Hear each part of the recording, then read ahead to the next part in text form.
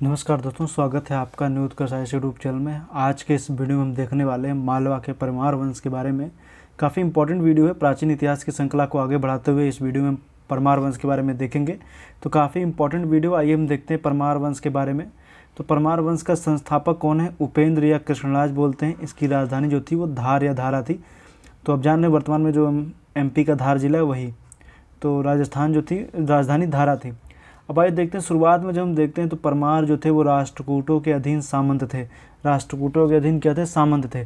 Map में जब आप देखेंगे तो ये मालवा के आसपास का क्षेत्र जो आप देखते हैं ना, ये पूरा परमार का एरिया है। तो ये मालवा के परमार, तो जान ही दे मालवा के नाम जाने तो मालवा का क्षेत्र इनका हो जाएगा मालवा। अब इनमें हम देखेंगे तो सीयक द्वितीय या हर्ष आता है, जिसकी ड्यूरेशन 945 से 972 है। ये ड्यूरेशन आपको नहीं याद रखनी है, मैं इसलिए बता रहा हूँ ताकि आपको एक आइडिया हो जाए कि ये किस काल की बात चल रही है, आखिर ड्यूरेशन क्या थी। तो 945 के आसपास का टाइम ये चल रहा है, इतना आप ध्यान रखिएगा। तो प्रतिहारों के देखिए, सबसे पहले तो राष्ट्रकूटों के अधीन थे। मान लीजिए जैसे क्या है कि ये राष्ट्रकूटों के अधीन थे, लेकिन राष्ट्रकूटों के अधीन होने के बाद में जब हम देखेंगे तो जब प्रतिहार जो थे उनका पतन हो रहा था, तो ये उसका लाभ उठा करके ये क्या करेंगे, ये परमार वंश के स्वतंत्र स्थिति में ले आते हैं। तो ये सीयक या द्वितीय या जो हर्ष है, ये प्रतिहारों के पतनोन्मुखी स्थिति का लाभ उठाते हुए परमारों को स्वतंत्र स्थिति में लाता है। तो परमारों को स्वतंत्र स्थिति में लाने का श्रेय किसको जाता है? सीयक द्वितीय हर्ष को। शुरुआत में ये राष्ट्रकूटों के अधीन सामंत थे, लेकिन आगे चल करके जो पूरी स्वतंत्रता जो है वो परमारों ने क्या किया था, प्रतिहारों से, अर्थात कि प्रतिहारों का जब पतन हो चुका तो उसके बाद में इन्होंने अपनी सत्ता स्थापित की थी। इसके बाद हम देखेंगे तो शासक आता है उत्पल राज या वाकपति मुंज। देखिए, इसमें बहुत ज़्यादा इंपॉर्टेंट चीज़ें नहीं, जो इंपॉर्टेंट होगी हम आपको बता देंगे, वो फैक्ट आप नोट कर लीजिएगा। तो इसमें जब हम देखेंगे तो इसके शासनकाल में कलचुरी शासक युवराज द्वितीय को परास्त कर राजधानी त्रिपुरी को लूटा।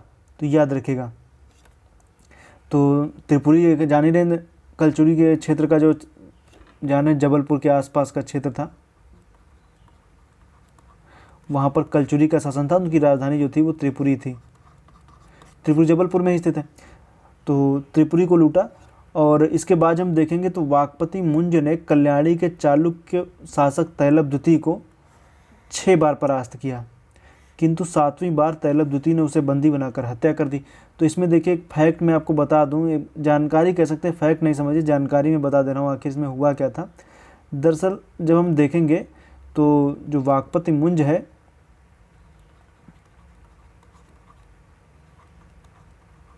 इसने 6 बार हराया था किसको? तैलब द्वितीय को। लेकिन 7वीं बार ये खुद हार गया। 7वीं बार क्या हुआ? खुद हार गया और तैलब द्वितीय को इसने बंदी बना लिया। तैलब द्वितीय ने क्या किया? वाकपति मुंज को बंदी बना लिया। लेकिन इसमें कहानी ये भी है कि कहते हैं कि वाकपति मुंज का प्रेम संबंध तैलब द्वितीय की बहन के साथ हो जाता है और वहीं से भागने की कोशिश करते हैं। लेकिन इनकी बहन जो थी तैलब द्वितीय की, वो तैलब द्वितीय को बता देती है कि आखिर वाकपति मुंज की ये चाल है, ये आगे भागने की कोशिश कर रहे हैं। तो तैलब द्वितीय ने वाकपति मुंज को काफ़ी बेइज्जती की और अंत में फिर हत्या कर देता है। तो ये कहानी है, बहुत ज़्यादा नहीं ध्यान रखना है। और कहते हैं कि मुंज के दरबार में कौन कौन से विद्वान रहते थे, आइए उनमें हम देखते हैं। एक थे पद्मगुप्त थे, इनकी रचना है नवसंहारक चरित्र। देखिए, बहुत ही उल्टा सा नाम, आपको पढ़ नहीं पा रहे होंगे जल्दी।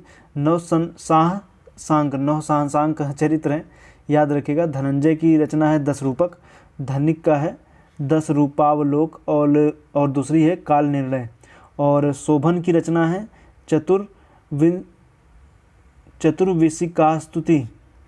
चतुर्विशिकास्तुति इनकी रचना है शोभन की। तो इसमें आपको याद रखना है 10 रूपक याद रख लीजिएगा और ये 10 रूपावलोक याद रख लीजिएगा। 2 ज़्यादा इंपॉर्टेंट है, बाकी आप दिमाग में आप सभी रख सकते हैं। हल्का हल्का नोट्स बनाएंगे इनका, तो नोट सभी कर लीजिएगा। अब हम आगे जब हम देखेंगे तो कौन कौन सी घटनाएं होती हैं। इसके बाद आता है शासक बनता है सिंधुराज। तो सिंधुराज के काल में जब हम देखेंगे तो सिंधुराज ने तात्कालिक चालुक्य शासक सत्याश्रय को पराजित किया और अपने खोए हुए प्रदेशों को पुनः प्राप्त किया। क्योंकि मैंने बताया ना कि अभी इससे पहले भी मैंने बताया था कि वाकपति मुंज के काल में तैलब द्वितीय ने इसको पराजित किया था। और तैलब द्वितीय ने जब पराजित किया तो कई सारे क्षेत्रों को अपने अधिकार क्षेत्र में ले लेता है। तो आगे चल करके जब शासक बना सिंधुराज, तो सिंधुराज ने जो चालुक्य शासक सत्याश्रय को पराजित किया और खोए हुए प्रदेशों को पुनः प्राप्त कर लिया। और दूसरी बात ये भी कि इसे हूणों का पूर्ण दमन करने का श्रेय दिया जाता है। तो हूणों का पूर्ण दमन करने का श्रेय किसको दिया जाता है? तो पूर्ण दमन करने का श्रेय सिंधु राज को ही दिया जाता है। अगला शासक आया परमार भोज, ये मोस्ट इम्पॉर्टेंट है। परमार वंश में मोस्ट इम्पॉर्टेंट है, ड्यूरेशन 1000 से 1035। अब कहते हैं भोज के शासन के अंतिम दिनों में गुजरात के चालुक्य वंशी शासक भीम प्रथम एवं कलचुरी शासक लक्ष्मीकर्ण ने एक संघ बनाकर धार को लूटा। अंत में चिंताग्रस्त होकर भोज की मृत्यु हो गई। तो कहते हैं कि किसने भोज के खिलाफ संघ बनाया, उसमें कौन कौन शामिल था? तो देखिए कौन कौन था, भीम प्रथम और लक्ष्मीकर्ण, ये दोनों नाम इंपॉर्टेंट हैं, भीम प्रथम और लक्ष्मीकर्ण। मैं बता दूं कि शुरुआत में परमार भोज ने भी खूब संघ बना करके बहुत लोगों को पराजित किया था, तो आगे चल करके इनके साथ भी वही हुआ।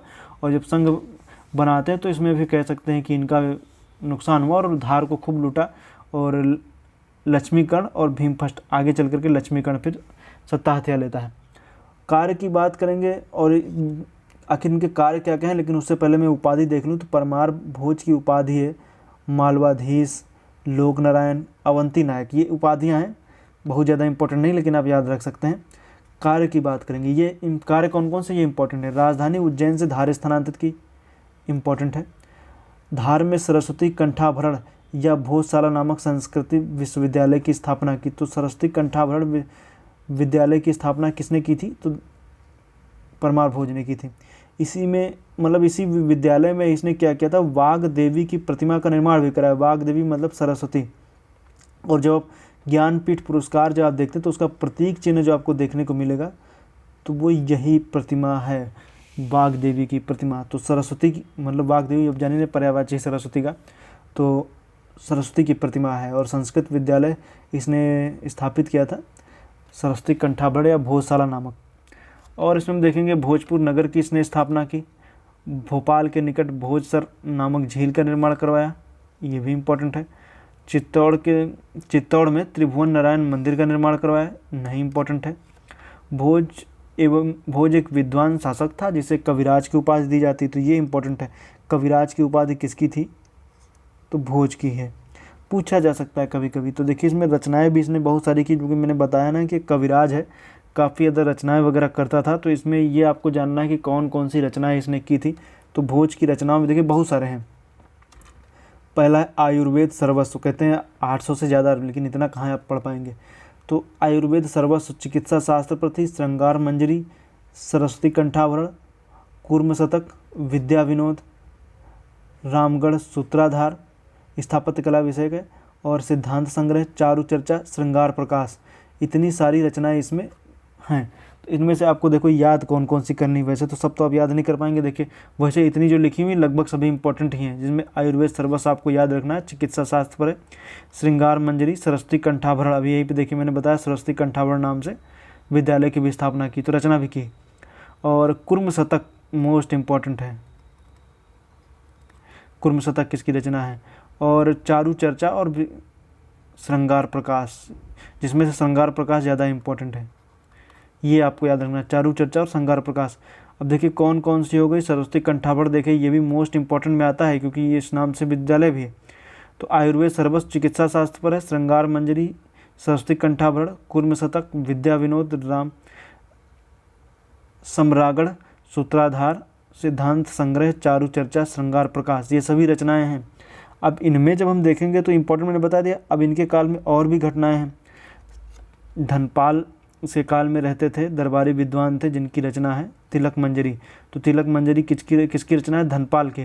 देखिए ये सब एकदम से कोई प्रश्न पूछे जा सकते हैं, तो आप एकदम से गलत हो जाएगा कि तिलक मंजरी किसकी रचना हो सकता है। मैं अब टेस्ट में दे दूँ आपको तिलक मंजरी किसकी रचना है, तो आप कर ही नहीं पाएंगे तिलक मंजरी किसकी रचना है, तो धनपाल की है। और इसके बाद में हम जब देखेंगे परमार भोज के बाद में कौन कौन से शासक बने, तो आता है जयसिंह फर्स्ट, लक्ष्मण सेन, नरवर्मा, यशोवर्मा। यशोवर्मा अंतिम शासक था, ये याद रखिएगा, यशोवर्मा अंतिम शासक था। और 1305 ईस्वी में अलाउद्दीन खिलजी ने मालवा जीतकर दिल्ली सल्तनत में मिला लिया था। तो ये यहीं से फिर परमार वंश का कह सकते हैं खात्मा हो जाएगा, क्योंकि दिल्ली सल्तनत में अलाउद्दीन खिलजी इसको मिला लेगा। तो ये थी कहानी जो मैंने बताया आपको मालवा के परमार वंश की। काफ़ी इंपॉर्टेंट आप कह सकते हैं। इनसे परीक्षाओं में आपको प्रश्न जरूर मिलेंगे, ये काफ़ी इंपॉर्टेंट है। खास करके इनमें देखिए उपाधि किसकी कौन सी है, सरस्वती कंठाभरण देखिए मोस्ट इंपॉर्टेंट है, कूर्म शतक इंपॉर्टेंट है, श्रृंगार प्रकाश इंपॉर्टेंट है। और इनमें से जो भी मैंने बताया है आप लोग सब लगभग चीज़ें आप इसमें से तैयार कर लीजिएगा, परीक्षा में आपको इनसे प्रश्न मिलेंगे ही मिलेंगे। और पूछा जा सकता है कि किस परमार शासक ने राजधानी उज्जैन से धार स्थानांतरित की, तो था परमार भोज था। और पूछा जा सकता है कि हूणों का पूर्णतः दमन किसने किया, तो सिंधुराज ने किया। ये आप याद रखिए। कविराज किसकी उपाधि, देखिए ये कहीं पूछा भी गया कविराज, तो कविराज भोज की उपाधि है, ये आप याद रखिए। तो यही सब इंपॉर्टेंट है। बाकी धनपाल की रचना तिलक मंजरी इंपॉर्टेंट है, ये आप याद रखिए।